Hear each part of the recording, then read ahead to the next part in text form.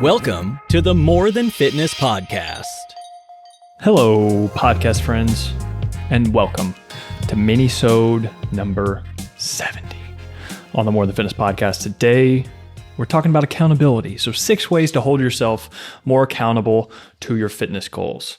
We all know that adherence and staying accountable to your goals and being consistent is going to be the most important thing if you want to reach any of your fitness goals or other goals in life as well. And don't worry, all these 6 ways are not going to be just like pay me money to hold you accountable. I think a lot of people underestimate their ability to use other tools and tactics to hold themselves accountable in this process and journey of reaching their fitness goals. So let's go ahead and jump right into things. The very first one is going to be a really practical one for most people, especially if you have an Apple Watch. So competing against friends. I have quite a few friends. I don't have an Apple Watch, but I have quite a few friends who have Apple Watches, and you can like sync them together, and then you can see how many, you can see the rings on your friends and see how much they've done. They can see how much you've done, and it can turn into a nice little not so friendly competition sometimes to see who has gone harder or who is missing workouts and who's not missing workouts. So if you have an Apple Watch, that is definitely one way to do it. Another less expensive way to do it would be just to have a training partner. Some people love training partners. Some people hate them. But one thing a training partner is amazing for is making sure that you don't skip out on what you say you're going to do. So if you say, hey, meet me at the gym tomorrow at 6 p.m., well, that person has already cleared their schedule to get there at 6 p.m. And if you skip, at least one person is going to know about it. And even just having one other person that knows, okay, you constantly keep skipping out on me. So it's kind of like someone to keep you in check for free. And also, of course, having a training partner, you can also compete against them there. It can just be more fun. You can motivate each other, play little games to see who can lift more, things like that. So yeah, I think the first way to hold yourself more accountable is to compete against friends, either as a training partner, a running partner, even having an Apple Watch or some other watch where you can sync up and see what your friend is doing, right? So that's number 1. Number 2, the second way is going to be to choose an outcome goal and daily process goals. So this just comes down to having a plan. So having a long-term plan and a short-term plan and making sure that you execute on that. With a lot of my clients, I use this and I have them track their habits basically on a daily basis. And this is kind of how I do it. And I've talked about this on a few other minisodes and podcasts and things. But having an outcome goal is important because that's kind of North Star, right? That's up here. So lose 20 pounds, for example, or lose 10 pounds, or gain 5 pounds of muscle, right? Just to keep it pure body composition, right? Just gaining muscle, losing fat. So let's say your goal is to lose 10 pounds by 12 weeks from now. So in 3 months, your goal is to lose 10 pounds. Well, it's like, okay, that's great to have that North Star, but it's like, what do you do today to bring you a step closer to reaching that outcome goal?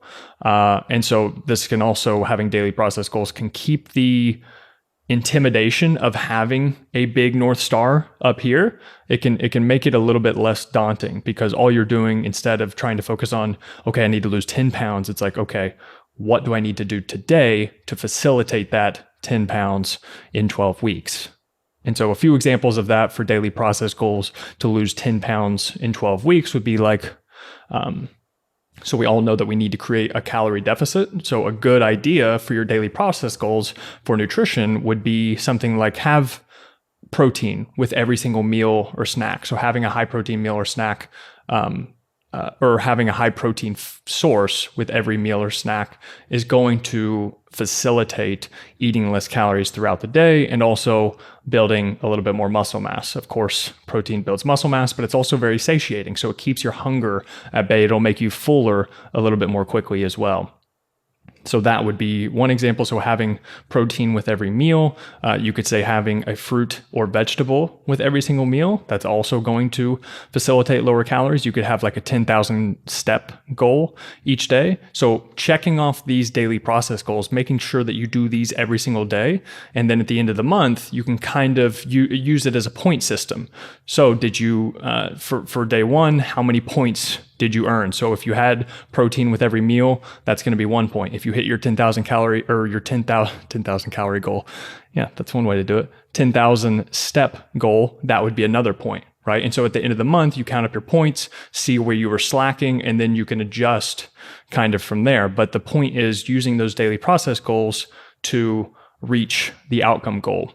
And that's the way that you hold yourself more accountable, because you have objective data in front of you that you're looking at that will just show you, are you doing the work or not? And so even if you're doing this with a friend or doing it with a coach or whatever, if you have that data in front of you, you at least know, okay, I'm either putting in the work or I'm not putting in the work. And just simply tracking that and using that as your reward system, like at the end of the day, okay, how many points did I earn? That can be the creation of a healthy habit to reach that outcome goal later on. So that would be the second way.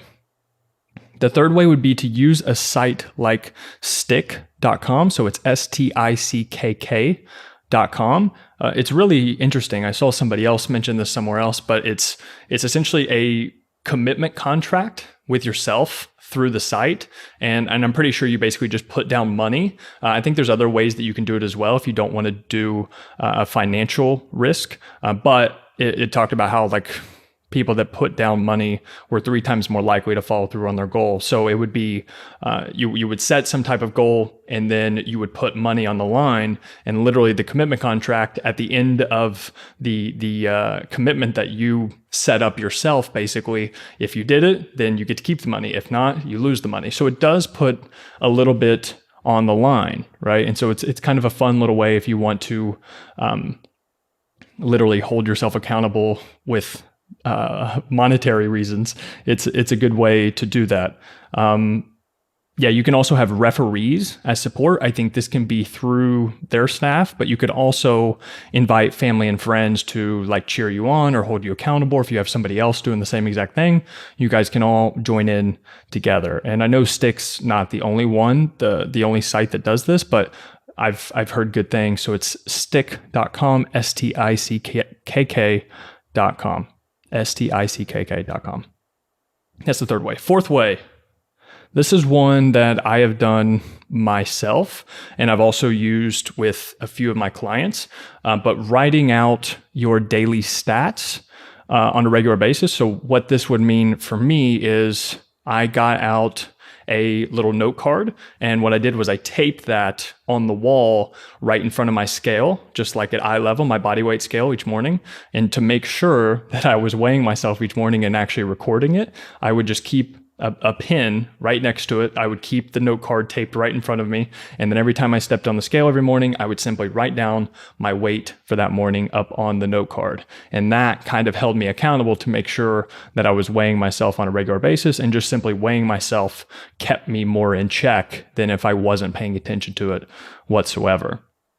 And so for my clients, I tell them that they can use that method, but also some of them like more of a daily check-in type thing. I don't do it with too many of them, but for some of them, it works really well. So what I would do is I would just have them send me their stats from the day before. So I would have them put down the date, their morning weight, how many calories they ate the previous day, and their macros if they want to, right? That's more of a bonus.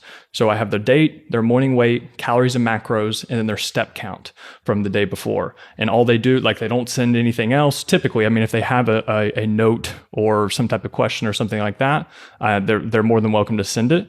And I don't even necessarily respond to every single one of these, or I might send just like 2 sentences. It's like just something really quick, but more so it's for them to gather their data and to repeatedly hold themselves accountable by sending it to me. But of course, if you don't hire a coach or something, you could even, you could even send it to yourself, or you could have a friend send it to them on a regular basis. They could do the same to you.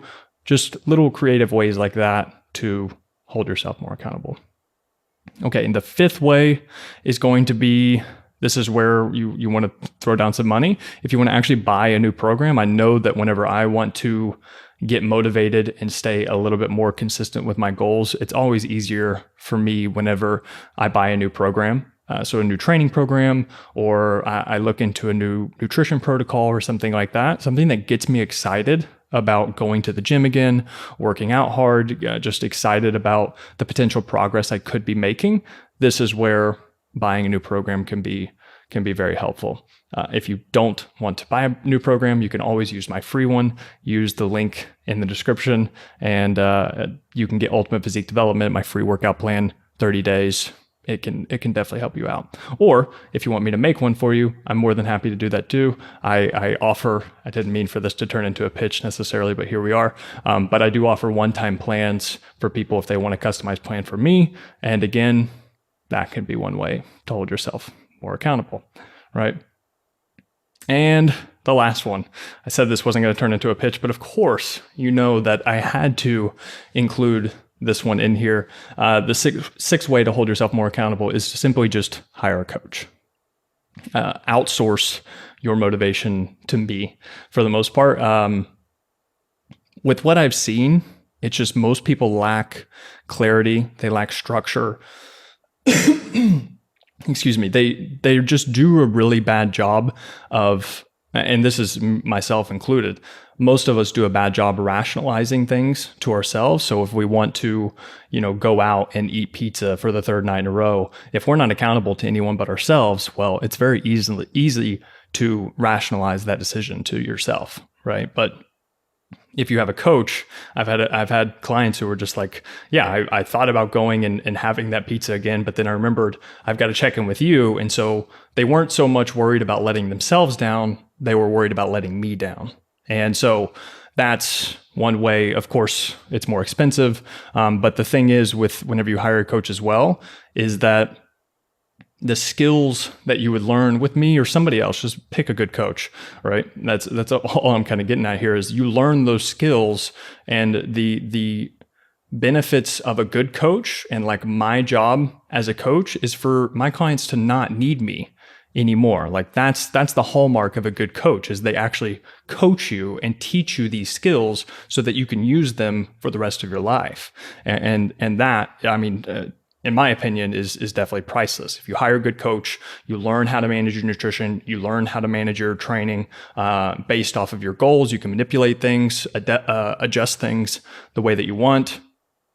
That's more than worth it. But obviously, I'm a little bit biased. But yeah, outsourcing your motivation, outsourcing all the guesswork and worry and thinking and just trying to figure it out on your own. It's just, we hire plumbers to come and fix our toilets and stuff whenever we don't know what the hell to do, right? Or you go to the doctor, you go to the pharmacist, you have these different services and things, and it's the same thing with your fitness. Of course, if you have the means, if you have the willpower, I think it's well worth the investment. But again, I'm biased. Okay, so that is 6 ways to hold yourself more accountable. And lastly, what I would say you should not do to hold yourself more accountable is to announce it on social media. So saying that you're going to do something and just announcing it on social media, I think there's actually been some research to show that is not effective, and it's actually counterproductive, because it's weird.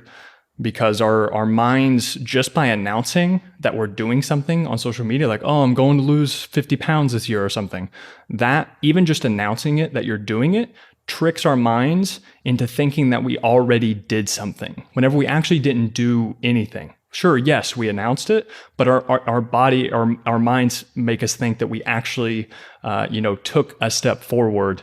And I guess you could argue that's a step forward, but you still haven't done anything. You could say that and still just eat donuts every day, right? So you didn't actually do anything yet. So instead of announcing it on social media, I would try some of the other 6 ways that I just mentioned. All right, so that is it. 6 ways to hold yourself more accountable to your fitness goals. And that is it for Minisode number 70. Thank you so much, as always, for listening and for watching. See ya.